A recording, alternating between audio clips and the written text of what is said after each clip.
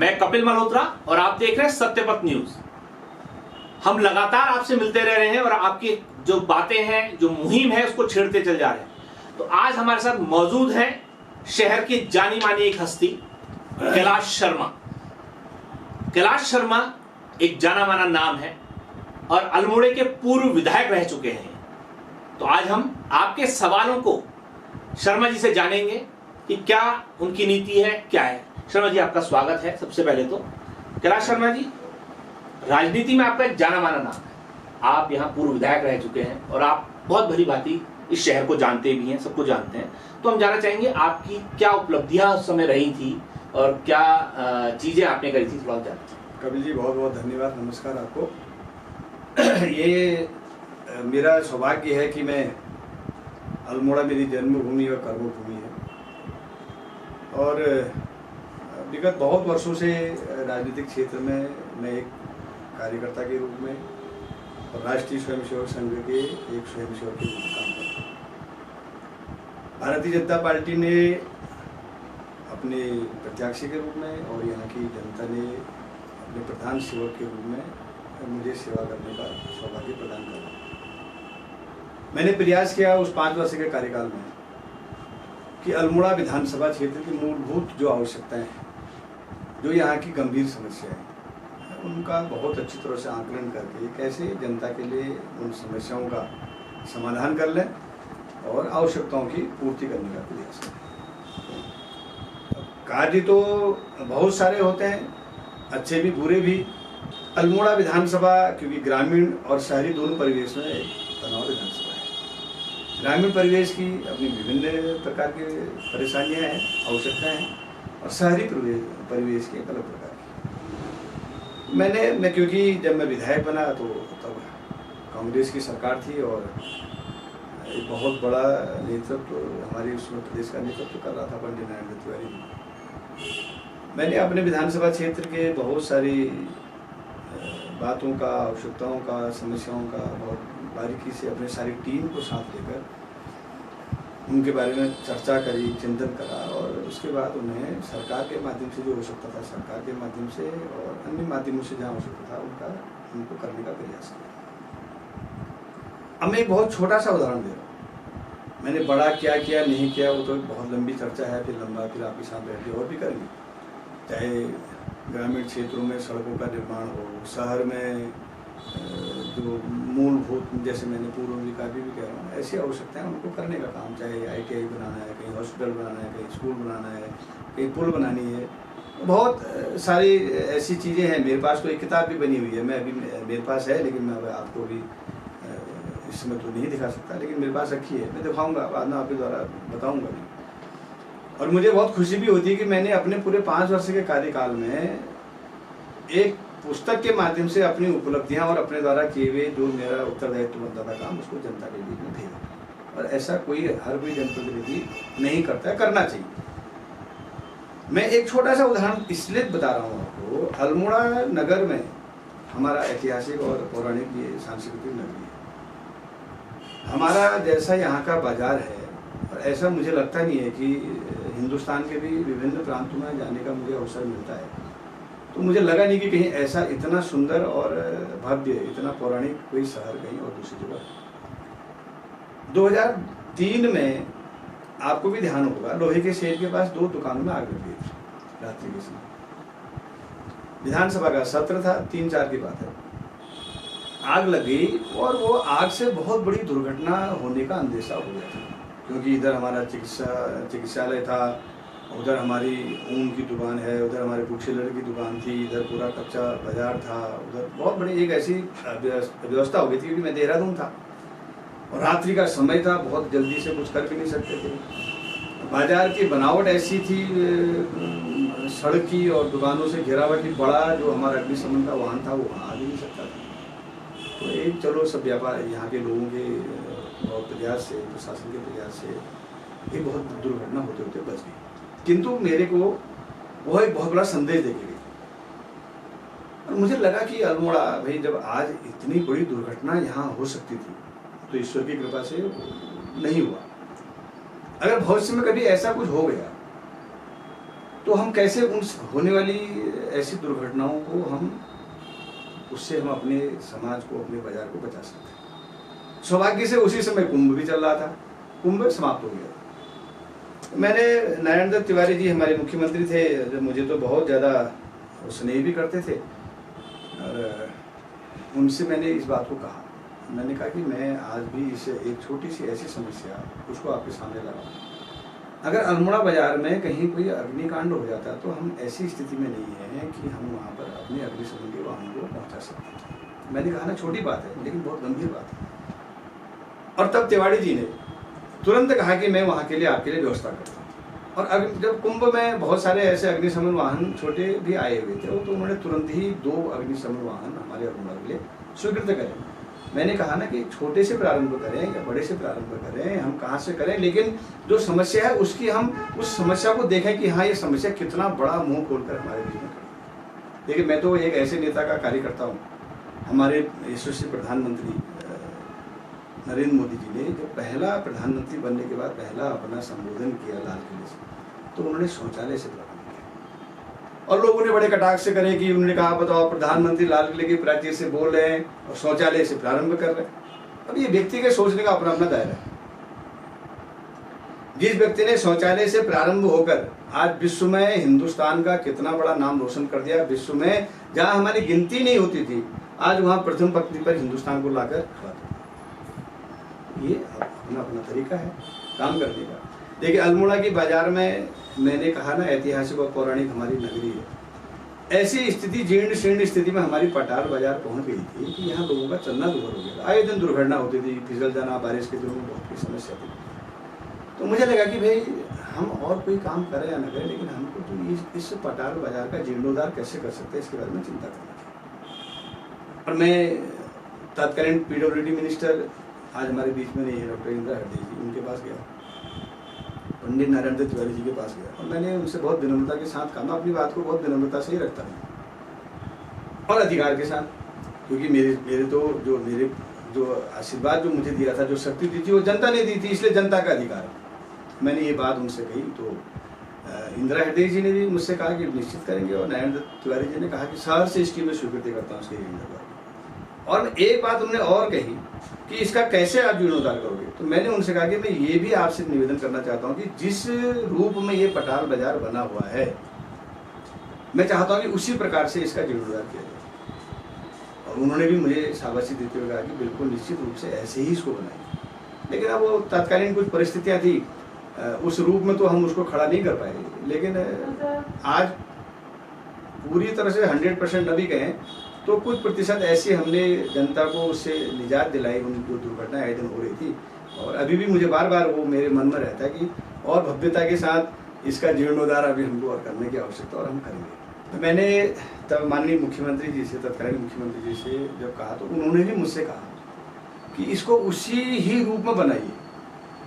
और क्योंकि ऐसा बाजार वास्तव में पूरे हिंदुस्तान में कहीं भी नहीं, ऐसे पटालों से निर्मित भव्य ऐसा मार्ग भी कहीं नहीं। हमने प्रयास किया, लेकिन कुछ परिस्थितियां ऐसी थी कि वो पटाल उस मात्रा में, उतनी मात्रा में उपलब्ध नहीं हो पा रही थी। और उस समय की परिस्थिति की ऐसी मांग थी कि बहुत ज़्यादा इंतजार भी नहीं किया जा सकता था, बहुत लंबे समय तक, और कब होता नहीं होता। लेकिन वो जिस भी स्थिति में बना, बहुत सारा ये सफलता मिली कि चलो वो जो लगातार दुर्घटनाएं हो रही थी उससे कुछ बचने का प्रयास हुआ। आज भी मेरे मन में ये रहता है कि हमको उसका फिर भव्यता के साथ जीर्णोद्धार करने की आवश्यकता है। और मैं जिस भी प्रकार से, जब भी मुझे अवसर मिलेगा, मैं निश्चित रूप से ये जो काम है, जो बहुत आवश्यकता हमारी है यहाँ की, हमारे अल्मोड़ा की शान की जो आवश्यकता है, उसको करने के लिए मैं प्रयासरत भी रहूँगा। मेरे मन में इस बात का आज भी रहता है ऐसा कि भव्यता के साथ उसको करना अल्मोड़ा की सबसे प्राथमिकता मुझे आज भी रहती है। शर्मा जी ने एक संदेश भी दिया और एक बात भी बड़ी अच्छी कही कि जो घटनाएं होती हैं उससे सीख लेनी चाहिए। तो उन्होंने बड़ी अच्छी बात बताई कि उनके कार्यकाल में जब आग लग गई तो उससे उन्होंने सीख ली। तो ये समाज ने भी करना चाहिए और नेताओं ने भी करना चाहिए। तो ये एक बहुत अच्छी पहल है शर्मा जी की, रही थी उस समय, और आज भी लगातार ये लगे हुए हैं। और उन्होंने एक बात बार बार हर किसी को समझाने की कोशिश करी कि घटनाओं से सीख लेनी चाहिए, ना कि मनोबल तोड़ लेना चाहिए। तो ऐसा ही दौर एक अभी चला है जिसमें मनोबल टूट गया, ये महामारी सामने आई। तो शर्मा जी, हम आपसे जानना चाहेंगे कि इस कोरोना के दौरान संगठन ने आपको क्या जवाबदारी दी थी और किस तरीके से आप लोगों ने काम किया? कपिल जी, मुझे लगता है ये पूरे हमारे विश्व में इतनी भयंकर महामारी और इतना एक ऐसा दौर आया तो पूरे विश्व ने इसको झेला। और मुझे ध्यान है आज लगभग 521 दिन हो गए इस कोविड की जो महामारी है इसका सामना करते हुए विश्व के साथ हमारे देश को। जब ये प्रारंभ हुआ तो बहुत सारे लोगों के समझ भी नहीं आया कि आखिर ये है क्या, और इतने हतप्रभ हो गए थे, इतने असहाय सा महसूस इंसान अपने को करने लग गया था कि कैसे इससे हम लोग बच सकते हैं। मैंने पहले भी कहा, मैं अभी भी कह रहा हूँ कि मैं सौभाग्यशाली हूँ। मैं राष्ट्रीय स्वयंसेवक संघ का स्वयंसेवक हूँ, भारतीय जनता पार्टी का एक कार्यकर्ता हूँ, प्रदेश का उपाध्यक्ष हूँ और एक ऐसे नेता, महान नेता का एक कार्यकर्ता हूँ, सेवक उसका स्वयंसेवक हूँ। हमारे प्रधानमंत्री जी ने इस कोविड की जो महामारी थी इसको पूरे देशवासियों को साथ लेकर कैसे इससे हम बाहर निकल सकते हैं, इसका सामना कर सकते हैं, इसके लिए अनेक प्रयास किए। जैसे पूर्ण लॉकडाउन किया, फिर थाली बजाकर, ताली बजाकर, घंटी बजाकर, दीप जलाकर जनता को कहने का मतलब था कि इससे कोविड की बीमारी तो दूर नहीं हो रही थी, लेकिन जनता का समर्थन, जनता में जागरूकता लाना, ये एक प्रकार से उनका एक बहुत महान उनका अपना सोच था। तो उसी में, क्योंकि बहुत अच्छी आपने बात मेरे से पूछी, भारतीय जनता पार्टी ने, क्योंकि मैंने कहा ना भारतीय जनता पार्टी का कार्यकर्ता हूँ, एक प्रदेश का पदाधिकारी, इस महामारी में हम कैसे काम करें। वैसे तो भारतीय जनता पार्टी का प्रत्येक कार्यकर्ता इस बात को सोचता होगा, लेकिन मैं तो निश्चित रूप से सोचता हूँ, मैंने राजनीति को कभी राजनीति के ही रूप में नहीं लिया, मैंने इसको एक सेवा के रूप में लिया और मैं मानता हूँ कि सेवा से बड़ा पुण्य भी कहीं कुछ नहीं है। मैं आज भी राजनीति में हूँ तो मेरा सबसे पहला काम है कि मैं उसको एक सेवा के रूप में लेता हूँ। मैं कहीं भी कुछ कहता हूँ, करता हूँ, तो मैं सोचता हूँ कि इससे मुझे एक बहुत बड़ा पुण्य मिलेगा और दूसरा पुण्य इसके अलावा किसी चीज़ से मिल नहीं सकता। भारतीय जनता पार्टी ने देश भर में अपने सारे कार्यकर्ताओं को एक्टिव करने के लिए, क्योंकि उस समय तो सबसे बड़ी समस्या ये थी कि जो लोग असहाय हो गए थे, जो लोग डर गए थे, जो लोग के पास खाने की व्यवस्था नहीं थी, उनको कैसे हम प्रारंभिक मदद कर सकते, उनको हम कैसे जागरूक करके, उनको हम ढाढ़स बता के उनको उनके मन से इस भय को दूर कर सकते हैं कि आप असहाय नहीं हैं, आप अकेले नहीं हैं। जो लोग स्वस्थ हैं वो हर तरह से उनके पास जाए। पार्टी ने तय किया, हमने देखे हमारे जैसे राष्ट्रीय अध्यक्ष जी ने कार्यक्रम दिया, प्रदेश अध्यक्ष जी को, प्रदेश अध्यक्ष जी ने अपनी टीम को, उपाध्यक्ष, महामंत्री, मंत्री को बैठाकर तय करा। और उस समय तो ऐसी स्थिति हो गई थी कि कहीं जाने की स्थिति नहीं, वर्चुअली हम सब लोगों ने संपर्क करा। तो पार्टी ने हमारे 22 मोर्चा, प्रकोष्ठ, विभाग और प्रकल्प है, जो ये यूनिट हमारी काम करती है, कम से कम 550-600 कार्यकर्ताओं का एक ऐसा हमारा जमावड़ा होता है जो प्रमुख पदों पर होते हैं। तो पार्टी ने तय करा और हमने अपने महिला मोर्चा, युवा मोर्चा, अनुसूचित मोर्चा, किसान मोर्चा, उसके बाद हमारा पिछड़ी जाति मोर्चा, ओबीसी मोर्चा, 7 मोर्चे, हर मोर्चे को हमने इस पर लगाया। हमारा चाहे वो बूथ का अध्यक्ष है हमारी रचना के अनुसार, चाहे हमारा मंडल का अध्यक्ष उसकी टीम है, चाहे हमारे जिले के अध्यक्ष और उनकी टीम है, चाहे हमारे प्रदेश के अध्यक्ष और उनकी टीम है, हमने उन सबको काम पर लगाया।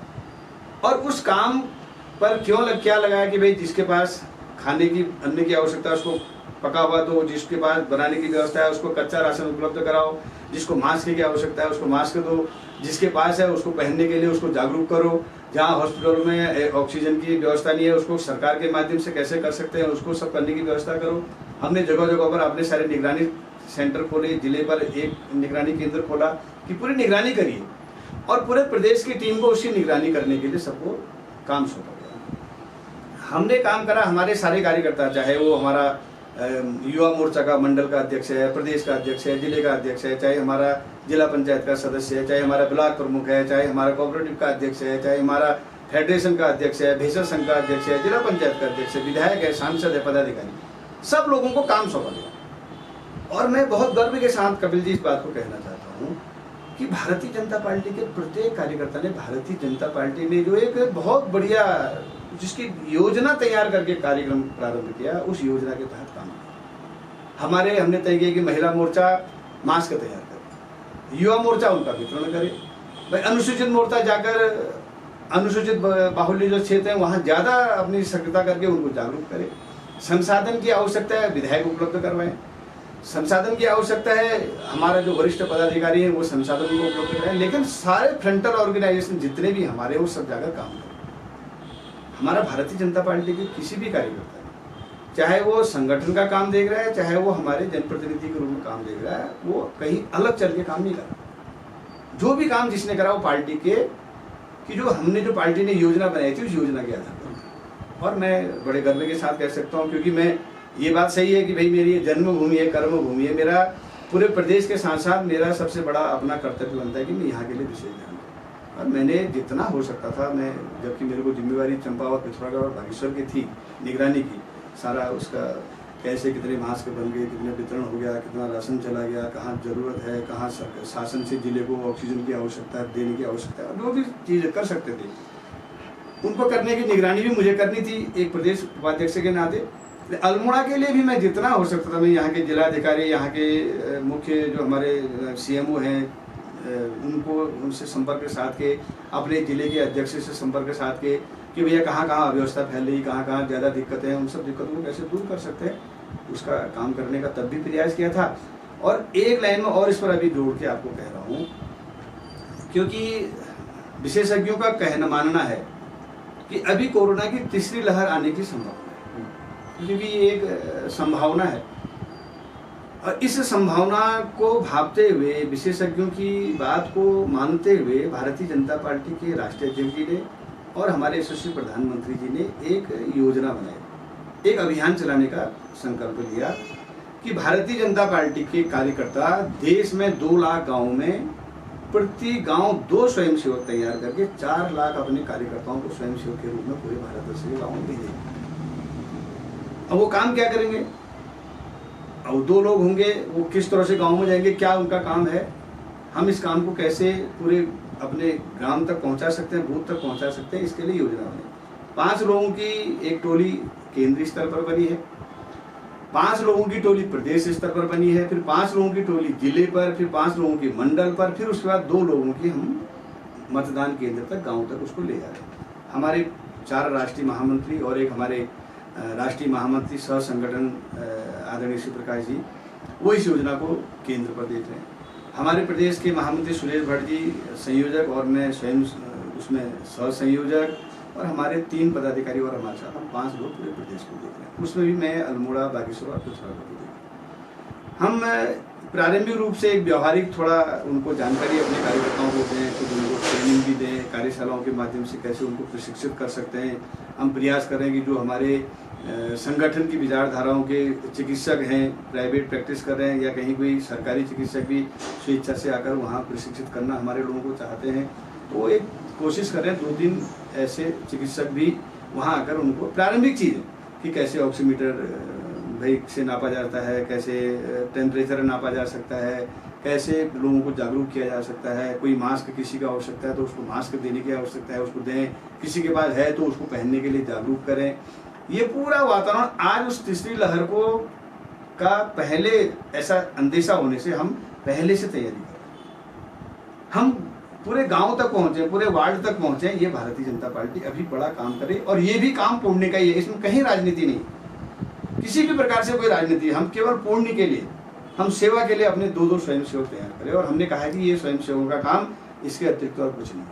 अब लोगों के बीच में जाके केवल अवेयरनेस का वातावरण बनाना है, लोगों को जागरूक करना है, लोगों को कोविड से पहले, कोरोना के बाद किस तरह से हमारा व्यवहार होना चाहिए, क्या हमारा काम होना चाहिए, हम पूरे समाज को, अपने गांव को उसके लिए तैयार करें। किन किन चीज़ों को हमें करना चाहिए, किन किन चीज़ों को नहीं करना चाहिए, उसके लिए हम अपने सारे लोगों को तैयार करें।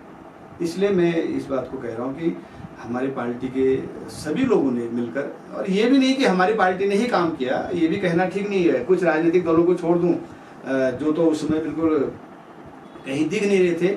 अब समाज के, चाहे वो पत्रकार बंधु हैं, व्यापारी हैं, चिकित्सक हैं, जो भी कर्मचारी हैं, सब लोगों ने मिलजुल के, पूरे देशवासियों ने इस महामारी को, इस महामारी से उबरने के लिए, अपना योगदान दिया। तो मैंने भी एक सामान्य सा कार्यकर्ता और स्वयंसेवक होने के नाते अपना प्रयास किया। अल्मोड़ा में मैं अल्मोड़ा को पहले मानता हूँ क्योंकि मेरी कर्मभूमि, जन्मभूमि है। हमने अल्मोड़ा को इससे कैसे निजात मिल सकती है, अल्मोड़ा के सारे भाई बहनों को कैसे हम व्यवस्था दे सकते हैं, इसके लिए प्रयास किया। अब भविष्य में भी, क्योंकि कोरोना के समय में ही हम लोगों के बीच में रहे, ये भी नहीं होना चाहिए। मैंने कहा ना, राजनीति को केवल राजनीति के रूप में नहीं देखना चाहिए।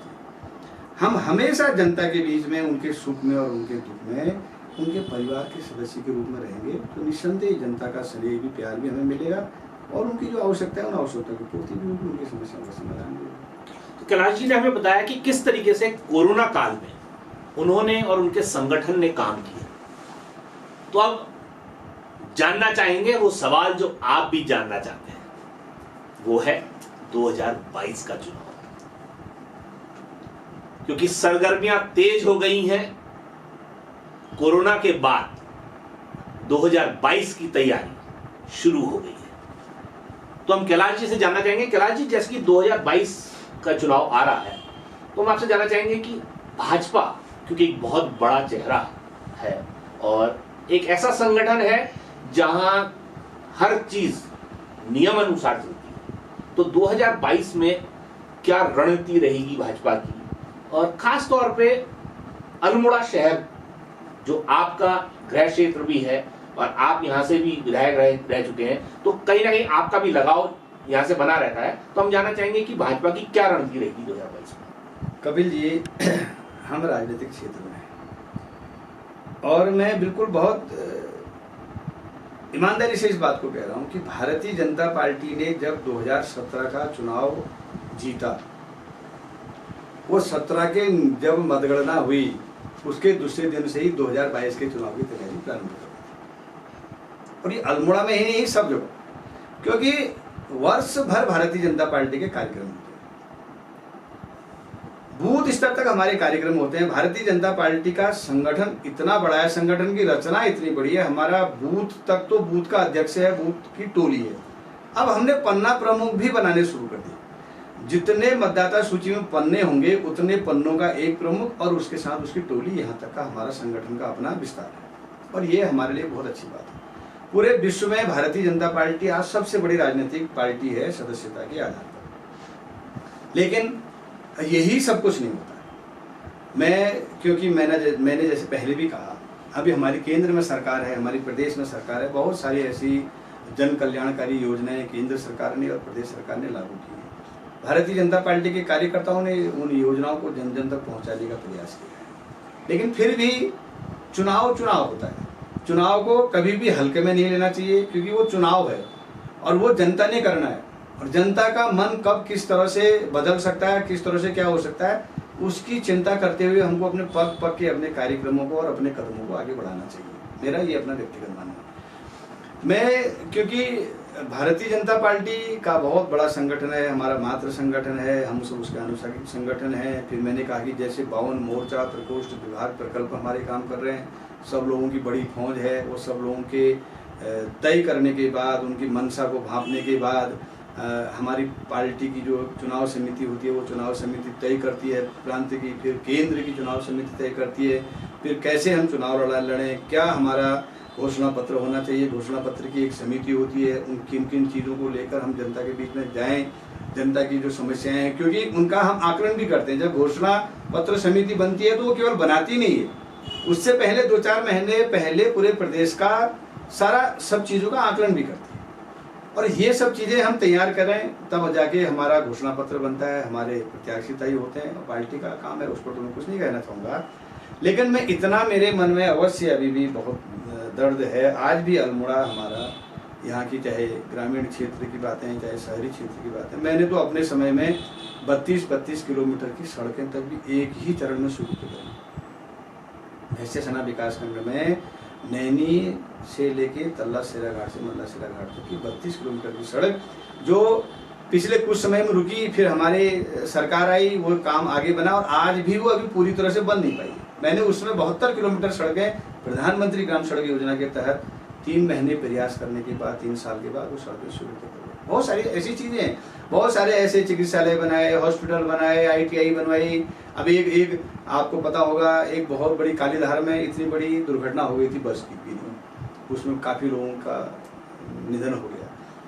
6 ऐसे बच्चे थे जो ITI करने के लिए आते थे, वो भी उसमें कुछ तो हमारे बीच में नहीं रहे, कुछ अस्वस्थ बहुत ज़्यादा ऐसे गंभीर रूप से घायल हो। तो उसके बाद मैंने सरकार से मांग की, हमारे यहाँ आरटीओ ऑफिस का उस दिन उद्घाटन हो रहा था, तो श्रम मंत्री जी आए थे, मैंने उनसे कहा और वो एक बार उसको नकारने की कोशिश करते। मैंने कहा मैं इस मामले में कहीं भी बर्दाश्त नहीं कर सकता, मैं चुप नहीं बैठूंगा, ये आपको देना ही देना पड़ेगा ITI भ्रष्टाचार में दौड़ में, जैसे उदाहरण के लिए कह रहा हूँ बनाने के लिए, क्योंकि जहाँ जनता की आवश्यकताएं हैं उन आवश्यकताओं की पूर्ति करने के लिए हमें किसी भी हद तक जाना पड़ेगा, हमें जाना चाहिए और हम जाते हैं, वो प्रत्येक जनप्रतिनिधि।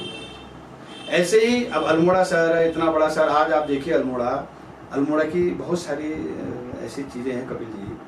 बहुत बार हमको लगता है कि देखो हमारे अल्मोड़ा से एक बहुत अच्छे मास का पलायन हो। पलायन भी दो प्रकार का होता है, एक पलायन तो मजबूरी में इंसान करता है और एक जो दूसरा पलायन है वो पलायन व्यक्ति अपने सुविधाओं को और अधिक तरह से बढ़ाने के लिए पलायन करता है। मैं आज अल्मोड़ा रहता हूँ, मैं सक्षम हूँ, मैं चाहता हूँ कि मेरा परिवार, मेरे बच्चे और अच्छी सुविधाओं को ले, तो मैं उसके लिए पलायन करके चले जाता हूँ। वो अगर देखा जाए तो ईमानदारी से वो पलायन नहीं है, और पलायन है भी तो वो मेरी सुविधाओं को देखते हुए का पलायन। एक पलायन जो ऐसा है जिसकी गंभीरता को हमको समझना चाहिए।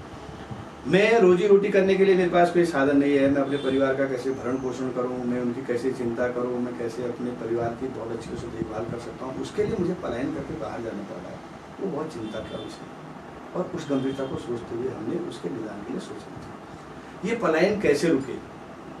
अल्मोड़ा इतना बड़ा, आज जहाँ एक और पलायन हो रहा है, तो अगर आप अल्मोड़ा पर नजर डालें तो अल्मोड़ा का विकास पूरे देखा जाए, अल्मोड़ा का जो फैलाव है वो इतना ज़्यादा हो गया, कभी कभी देखते तो विश्वास हमें भी नहीं होता कि अल्मोड़ा इतना फैल गया। बाहर के लोग अल्मोड़ा आ रहे हैं और ये ऐसी स्थिति भी है, कोई बाहर का गाँव का शहर में आ रहा है, अल्मोड़ा वाला दिल्ली जा रहा है, दिल्ली वाला बॉम्बे जा रहा है, बॉम्बे वाला अमेरिका जा रहा है, ये प्रक्रिया भी है। लेकिन अल्मोड़ा की स्थिति देखें, यहाँ चाहे स्वास्थ्य की दृष्टि से देखें, यहाँ चाहे शिक्षा की दृष्टि से देखें, यहाँ चाहे पेयजल की दृष्टि से देखें, हमें इतने काम करने की आवश्यकता है, इतना काम करने की आवश्यकता है कि हमको बहुत समय तक प्रयास करना पड़ेगा, तब जाके हम इन सारी चीज़ों से उबर सकते हैं। पानी की आज भी हमारी सरकार ने प्रयास किया है, अभी 25 करोड़ से ज़्यादा की धनराशि स्वीकृत हुई है और बहुत जल्दी बहुत एक अच्छी और योजना हमारे वहाँ पानी की बन रही है। अल्मोड़ा की सबसे गंभीर समस्या आज भी पेयजल है। अभी मैं लगातार जब शहर में घूम रहा था, वार्डों में जा रहा था, लोग बहुत परेशान थे, बहुत सारी पुरानी लाइनें बनी हैं, वो लाइनें टूटी हैं, उनसे खराब पानी लोगों के घरों में जा रहा है। तो लोगों ने जब उसको देखा, शिकायत करी, तो विभाग को हम सब लोगों ने कहा कि तुरंत इसको ठीक करें, और बहुत जगह पर तो उसमें सफलता मिल गई है। हो सकता है कहीं और भी ऐसा हो रहा होगा। पानी की नियमित आपूर्ति जब तक अल्मोड़ा में नहीं हो जाएगी, तो मैं समझता हूँ इस बात को कि तब तक अल्मोड़ा का कोई भी व्यक्ति बहुत अच्छी तरह से शांति से रह नहीं सकता, क्योंकि पानी सबसे आवश्यक आवश्यकता है। इसलिए पानी की यहाँ कैसी व्यवस्था हो सकती है, यहाँ बहुत अच्छे शिक्षण संस्थान कैसे और लाए जा सकते हैं। अभी हमारा सोवन सिंह जीना विश्वविद्यालय है, वहाँ भी बहुत सारे ऐसे, हमने माननीय उच्च शिक्षा मंत्री जी से बात की थी, तो प्रयास कर रहे हैं कि कुछ और अच्छे व्यावसायिक विषयों की स्वीकृति करके व्यावसायिक पाठ्यक्रम यहाँ चलाया जाए, जिससे कि व्यक्ति आत्मनिर्भर हो। अब मैं शिक्षा ग्रहण करके केवल नौकरी ही करूँ, यही मन बना लूँगा, तो वो आज के समय में बहुत संभव नहीं है। कुछ व्यावसायिक ऐसे पाठ्यक्रम चलाए जाएं जिन पाठ्यक्रमों को चलाने के बाद मैं आत्मनिर्भरता की ओर जाऊँ, मैं स्वयं काम करने की कोशिश करूँ, ऐसी जानकारी ज्ञान मुझे मिले, तो ये प्रयास होना चाहिए। बहुत अच्छे अच्छे शिक्षण संस्थान यहाँ हों। स्वास्थ्य की दृष्टि से हम मेडिकल कॉलेज भी यहाँ बना रहे हैं और चिकित्सालय भी हमारे यहाँ है, लेकिन वहाँ बहुत, जैसे अभी हमारी सरकार ने, मुझे इस बात को कहने में कहीं कोई संदेह नहीं हो रहा कि प्रयास किया कि बहुत अच्छी तरह से चिकित्सकों की करीब 80% तक की व्यवस्था कर दी है प्रत्येक चिकित्सालय में, क्योंकि प्रदेश में सभी जगह जाता हूँ, सभी जगह देखता हूँ, और यहाँ हमारा मेडिकल कॉलेज पूरी तरह से स्थापित हो जाएगा, प्रारंभ हो जाएगा, तो मैं समझता हूँ कि उसमें हमको एक बहुत बड़ी उपलब्धि मिलेगी। अब क्योंकि देखिए यहाँ इतना बड़ा अल्मोड़ा, जब मैं विधायक था और मेरे से पहले मेरे बड़े भाई भी यहाँ से विधायक रहे और सौभाग्य से वो कल्याण सिंह जी के साथ मंत्री भी रहे। अल्मोड़ा शहर में इतना दबाव था कपिल जी, क्योंकि एक हमारा राजकीय इंटर कॉलेज और एक रेंजी इंटर कॉलेज और अल्मोड़ा इंटर कॉलेज, 3 बच्चों के और 3 बालिकाओं के थे। यहाँ इतना दबाव था बच्चों का, इस दबाव को हम कैसे कम कर सकते हैं? तो मेरे बड़े भाई साहब ने भी तब लोधिया को इंटर कॉलेज बनाया था। उसी चीज़ को मैंने भी देखा कि गाँव, जो हमारे ग्रामीण क्षेत्र के बच्चे यहाँ शिक्षा ग्रहण करने के लिए आ रहे हैं, यदि हम उनको वहीं उनकी सुविधाएं, उनकी व्यवस्थाएं दे देंगे, तो अल्मोड़ा शहर पर जो ये दबाव पड़ रहा है, जब तक हम अन्य व्यवस्था नहीं कर सकते तब तक वो दबाव को हम कम कर सकते। मैंने शालीधार इंटर कॉलेज का उच्चीकरण किया, हाई स्कूल को इंटर करा।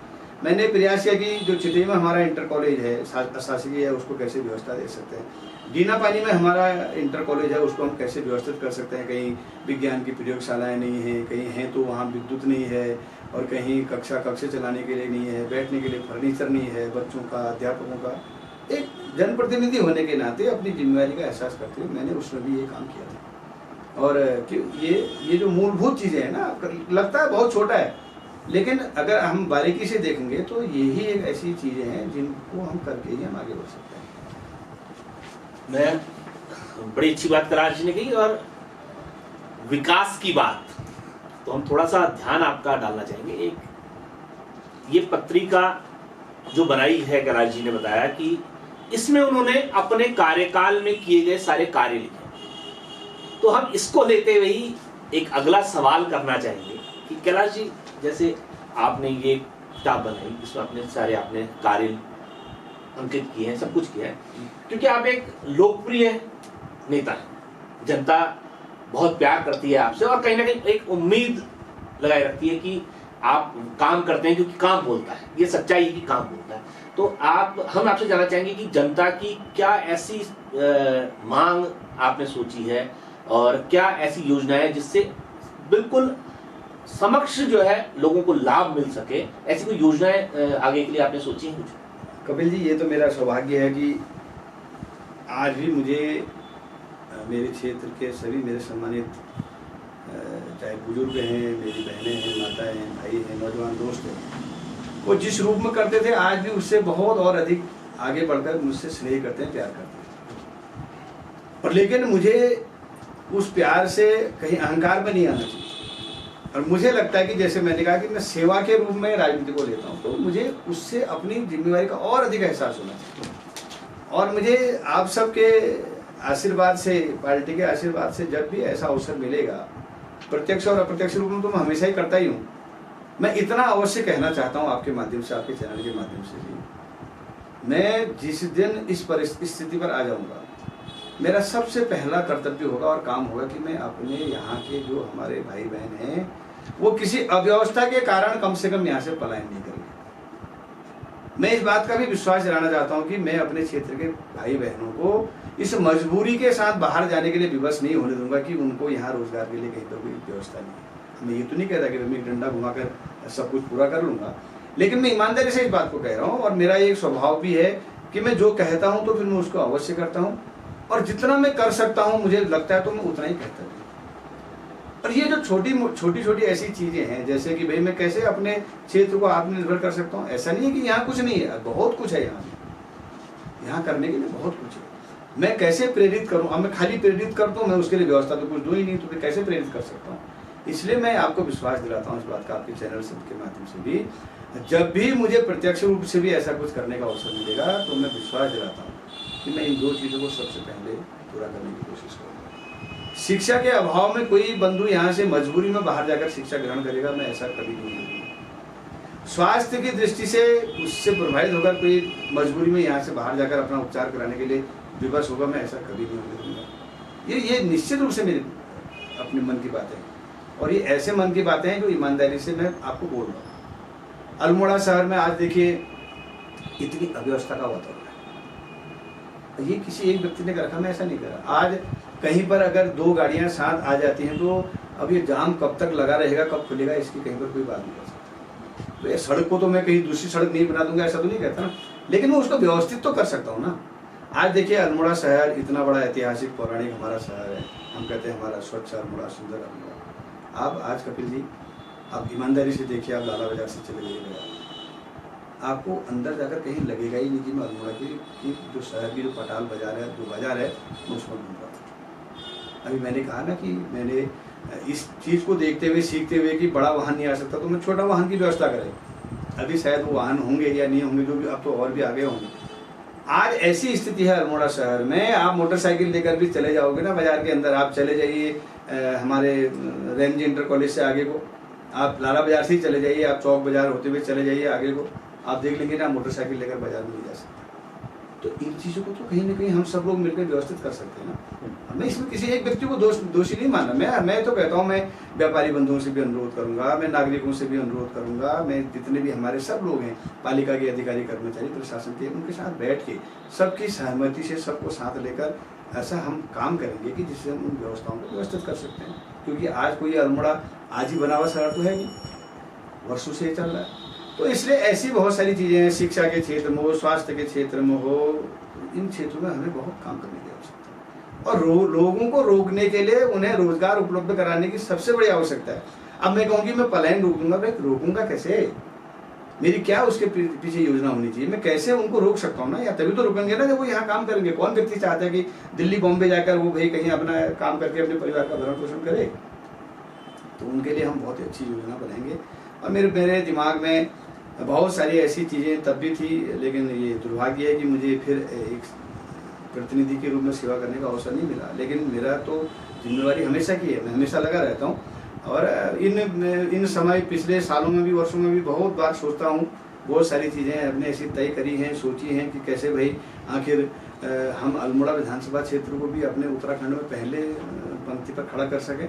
क्यों नहीं कर सकते भाई? अल्मोड़ा तो एक ऐसा नाम है, जब उत्तर प्रदेश में हम लोग थे तो अल्मोड़ा का नाम आते ही सब लोग चौकन्ने हो जाते थे। शिक्षा के क्षेत्र में केरल के बाद दूसरा नंबर अल्मोड़ा का आता था। अल्मोड़ा की ऐसी एक कहावत हुआ करती थी कि एक पत्थर अगर कहीं से अगर आप उछाल के फेंकेंगे तो किसी न किसी स्नातक के सिर में जाकर लगेगा। तो सब यही चीज़ें चली हुई थी ना। आज क्यों नहीं हो सकता? आज तो बहुत सारे प्राइवेट सेक्टर, ऐसा भी नहीं है कि प्राइवेट क्षेत्र में भी लोगों ने बहुत अच्छे अच्छे शिक्षण संस्थान यहाँ खोल दिए। ऐसा नहीं है कि नहीं है, कहीं आज भी है। उसको और अधिक व्यवस्थित करना है। तो चाहे वो निजी क्षेत्र में चला रहे हैं, चाहे वो सरकारी क्षेत्र में चला रहे हैं, उनको हमको व्यवस्था देनी होगी। मैं तो, मेरे पिताजी फिर स्वतंत्रता संग्राम सेनानी थे। उसके बाद न्याय पंचायत की जब व्यवस्थाएं हुआ करती थी, पूरा सारा न्याय पंचायत ही सब प्रकार की व्यवस्थाएं देखता, तो उसके 25-26 वर्ष को सरपंच भी है। उस समय में 5 विद्यालय उन्होंने सारे उस क्षेत्र के लोगों को, तल्ला तिकोन का क्षेत्र था, वहाँ के लोगों को, वहाँ के अच्छे लोगों को, सम्रांत लोगों को, जागरूक लोगों को साथ लेकर करे 5 विद्यालय। एक आज राजकीय इंटर कॉलेज चौमुधार हो गया, एक राजकीय इंटर कॉलेज रेंगल हो गया, राजकीय इंटर कॉलेज शीतलाखेत। उस समय में शीतलाखेत का जो जीआईसी था, जो अशासकीय विद्यालय चलाया था, वो उसका अपना हॉस्टल था। आज भी आप कभी जाएंगे शीतलाखेत तो वहाँ देखिएगा, अब तो जीर्ण शीर्ण स्थिति में है, लेकिन उसमें अपना हॉस्टल था, उसको संचालित करते थे मिलके लोग। आज बस्तर राजकीय इंटर कॉलेज हो गया, एक विद्यालय को आज भी हम चला रहे हैं, जोली इंटर कॉलेज है। तो ऐसे काम नहीं होते थे। उसके लिए कहीं अपने मन को साफ करना पड़ेगा, उसके लिए योजना बनानी पड़ेगी, उसके लिए सब समाज के सब लोगों को साथ में लाना पड़ेगा। मैं अकेला ही चलकर सब कुछ कर सकता हूँ, ये भाव को हमको खत्म करना पड़ेगा।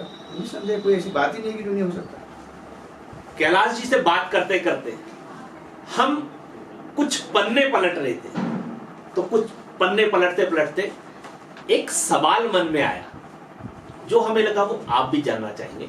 तो कैलाश जी, ये एक उपलब्धि आपकी थी, आपने उसको इसमें लिखा, लेकिन इसके साथ साथ हम एक चीज आपसे और जानना चाहेंगे, थोड़ा सा अपने जीवन का जो राजनीतिक दौर चला, कहां से आपने शुरुआत करी, कहां से आप इस राजनीति में आए, थोड़ा ये हम चाहेंगे कि लोगों को मालूम होना चाहिए।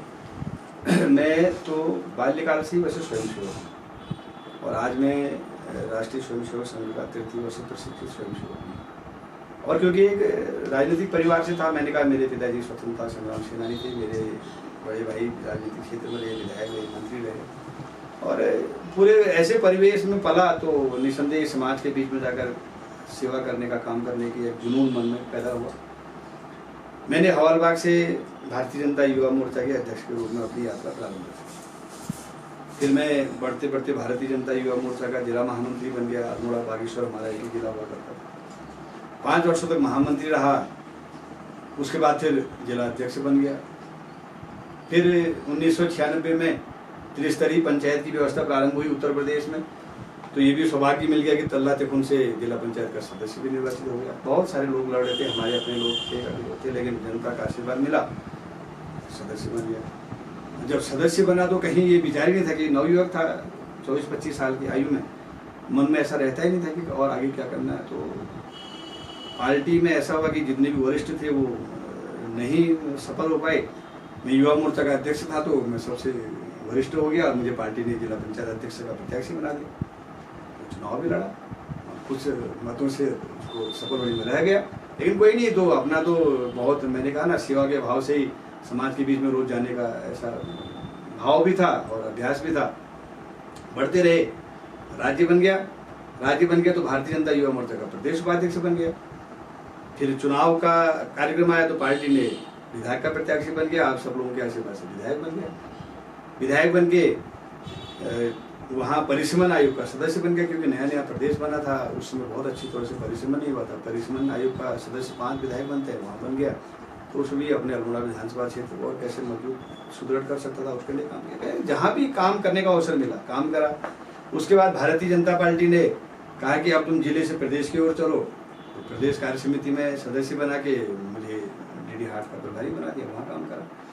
लोकसभा का चुनाव हुआ तो पौड़ी लोकसभा का प्रभारी बना दिया, 1 साल तक वहाँ काम करा। प्रदेश का उपाध्यक्ष बन गया, उपाध्यक्ष के रूप में काम करा। आज तीसरे अध्यक्ष जी के साथ प्रदेश के उपाध्यक्ष के रूप में काम कर रहा हूँ। बहुत अच्छा लगता है जनता के बीच में जाके काम करना, संगठन की नीतियों को लेकर काम करना। और ये बहुत सौभाग्यशाली हूँ कि भारतीय जनता पार्टी का कार्यकर्ता हूँ, राष्ट्रीय स्वयंसेवक संघ का स्वयंसेवक हूँ। उनके जो संस्कार हमें मिले, उन संस्कारों को लेकर जनता के बीच में जाते हैं, काम करने का आनंद आता है। और प्रयास और प्रतिफल नाम की जो मैंने पुस्तिका तब बनाई थी, और वो आज भी लगता है कि जब मैं प्रयास करता हूँ तो मुझे निस्संदेह ईश्वर की कृपा से उसका प्रतिफल मिलता है। आगे जिस प्रकार से पार्टी का और समाज का आदेश मिलेगा, निर्देश मिलेगा, उस तरह से काम करते रहूँगा। तो कैलाश जी से आज हमने जाना विकास की बात, राजनीति की बात, और सबसे महत्वपूर्ण चीज जानी कि राजनीति की शुरुआत कहां से हुई। और उन्होंने बताया कि शुरुआती दौर से चल करके आज प्रदेश में नेतृत्व कर रहे हैं। लोगों के बीच में अक्सर नाम सुना जाता है, देखा जाता है। तो एक अच्छा मुकाम कैलाश जी ने बहुत जल्दी पा लिया, और वो हमेशा इसका जो श्रेय देते हैं वो जनता को देते हैं। तो एक कुशल नेता की यही पहचान है। हम भी आशा करते हैं कि आपके जो सवाल थे उसका जवाब आपको मिला होगा, और हम फिर कोशिश करेंगे कि जो आपके सवाल होंगे वो कैलाश जी से दोबारा उठाएंगे। और कैलाश जी की जो बातें हैं वो आपने सुनी। तो ये दौर आज यही समाप्त करते हैं। धन्यवाद।